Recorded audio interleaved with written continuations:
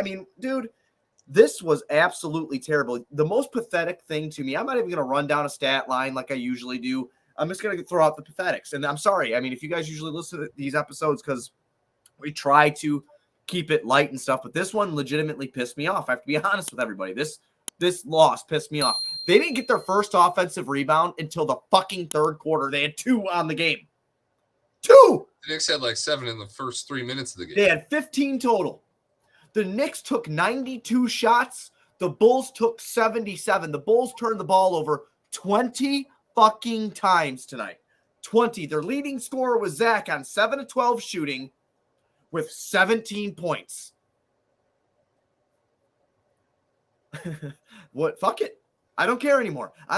For everybody that says like, oh, well, you know, it sucks that, you know, people want to rebuild and all that. We just came out of one. Of course it sucks. But being the realistic Chicago fan that I am, I'd rather watch what we talked about last episode. And I know it sounds terrible, man. I know it sounds horrible. I'd rather watch young players develop than watch 3 former All-Stars get their ass whipped. Yeah, man, there's a difference between tricking yourself into the illusion of potential and future and all of that and being excited about it, because as a fan, when you entrench yourself in a rebuild, you're in it.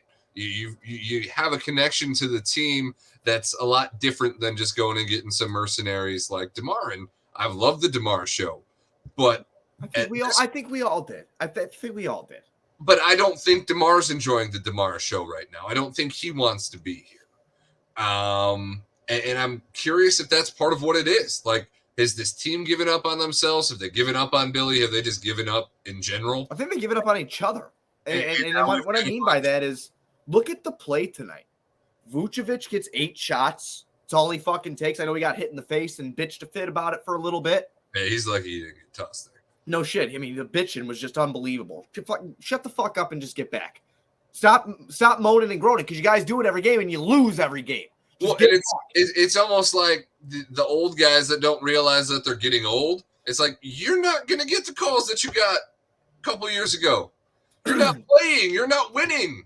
We can't create any offense. We can't create any offense, Goose. DeMar takes 14 shots only. Levine takes 12 shots only. Like, this is what I'm looking at here. And I'm sitting here, I'm looking at the box score, and then I'm watching the play out on the court. I'm watching Zach turn the ball over 5 fucking times again. I'm watching DeMar turn it over 4 times. I'm like, you know what, dude?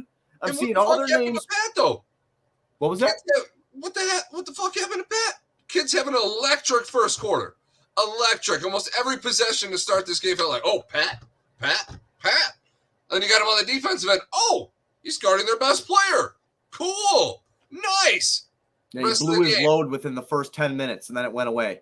Yeah, where did he go the rest of the game? I don't know, but I can tell you botched a wide open layup in the fourth quarter. I mean, listen, dude, like, I don't want to be this guy. I don't want to blow it up, man. I don't want to. I don't want to go through it again. And this isn't an overreaction. I went back, I watched the Knicks game from Wednesday night. That's the cool thing about YouTube TV. It's got that stupid unlimited DVR, so I can just go back and be miserable again. Because I'm like trying to see like silver linings. There are none. There's nothing here that's a silver lining. No, I mean, and there's Io's coming back from an injury, but we didn't get much of him at all tonight. There's 15 minutes. That's it. And he was supposed to be out of minutes restriction, so to an extent that makes sense. But I feel like so far this season, he was the only thing that was really giving us genuine excitement to start the year. When you had some crazy people out on Twitter saying, trade Lonzo, we don't need a point guard, Io's the future, which I wanted to believe as much as anybody else, but luckily here we contained that excitement. But since then, you're right, there isn't anything to be excited about. I know a lot of people don't want to rebuild because they don't want to go through it again. I know a lot of people don't want to blow it up because they don't want to go through it again. This is what you're going to be dealing with. And if you go on a little mini run, I'm convincing myself good basketball is good basketball. And okay. I want to watch it too. I really do. We're talking about a rebuild.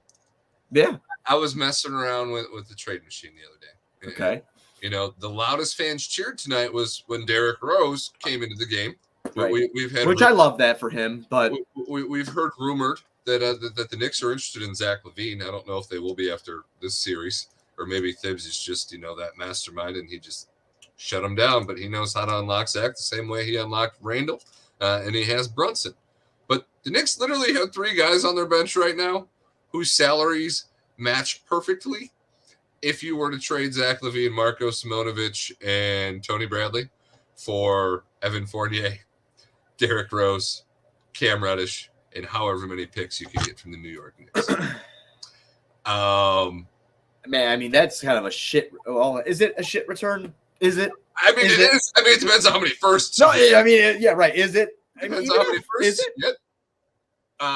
Fournier's Zach looks like dog shit. He looks terrible. I mean, he shot 7 for 12. He was efficient as fuck. He's our star, Goose. He's our star. Yeah.